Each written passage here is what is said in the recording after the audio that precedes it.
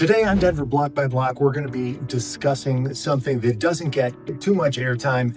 It's not first-time home buyers. It's more move up, make lateral move buyers. This is for people who are thinking about that next move. It can be a little bit more, they're in their first home, they're trying to buy their next home.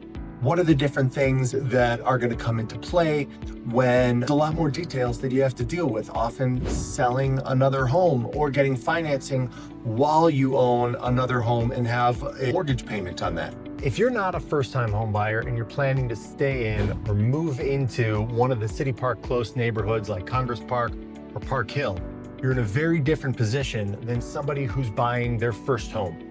You already own real estate. You already understand the basics. Now the questions get more nuanced. Do I buy first or do I sell first? Do I keep my current home as a rental? How does financing actually work this time around? Am I going to be able to use the same FHA loan or a VA loan? And how do timing and taxes factor in? Today, I'd like to walk you through a calm, practical framework for buying your next home in Congress Park, Park Hill, City Park South without unnecessary stress.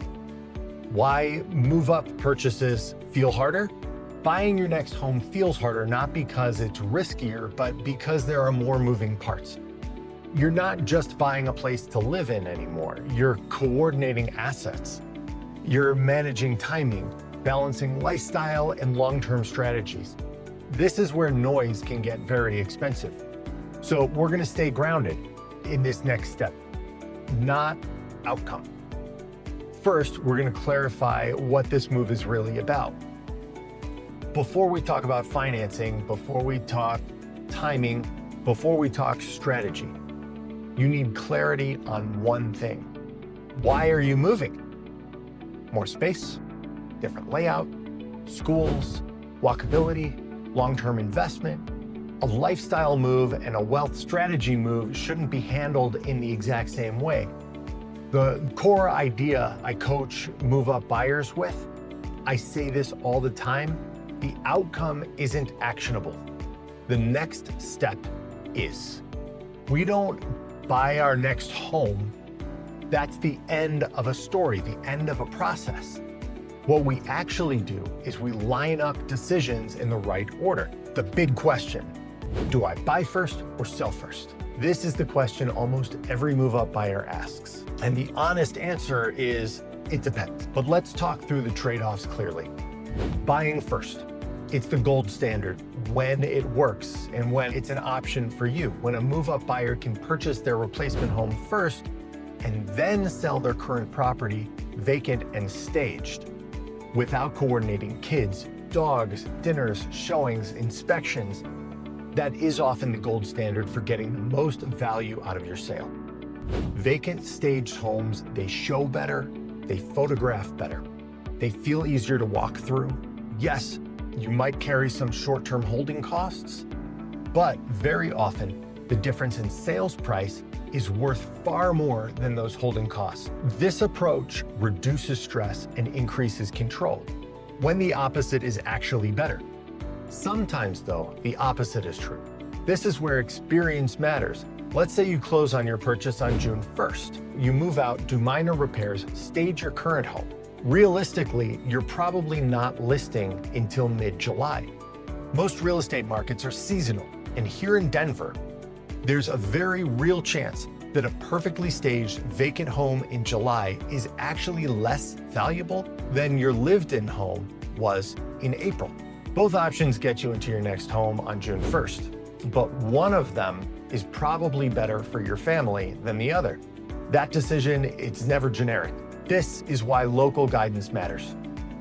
You need an agent who understands seasonality, buyer psychology, Congress Park, Park Hill specifically, and your personal tolerance for risk. Sometimes selling first is cleaner, sometimes buying first is smarter. The key is modeling both scenarios before you commit. Should I keep my current home as a rental? This question comes up constantly, and the answer is maybe. Holding your current home as a rental can be a powerful long-term move, but not every great home is a great rental. You need to look at cash flow, maintenance, vacancy risks, tax implications, financing impacts, and you need to be honest about whether you actually want to be a landlord. Tax and financial considerations. If you keep your current home, you may eventually lose the primary residence capital gains exclusion. Depreciation can help now, but matters later. Your debt to income ratio is going to change. Lenders are going to look closely at documented rental income, not just projected rent. This is where coordination between your lender, CPA, and your real estate agent matters a lot. How does financing work for your next home? Financing your next home is different, but not necessarily harder. Most move-up buyers use conventional loans, sometimes jumbo loans. Occasionally, portfolio products other than jumbo loans. The key difference is how your existing mortgage is treated. This is why early lender conversations are going to be essential in a move-up. Can I still use FHA or VA? This comes up an awful lot. FHA is usually limited to one active loan and requires owner occupancy. Exceptions do exist, but they're specific. VA tends to be more flexible. If you have remaining entitlement, you might be able to use VA again, even while keeping your current home. But you might have to sell your current home in order to get your entitlement back. This is one of the most misunderstood areas of move-up buying. If this is helpful, hit like. It helps more Congress Park, Park Hill, Mayfair, Montclair homeowners find real guidance instead of generic advice. And if you're planning your next move in the next year or so, reach out to me at any time. These conversations are easiest before pressure shows up from your desire to buy or sell your house.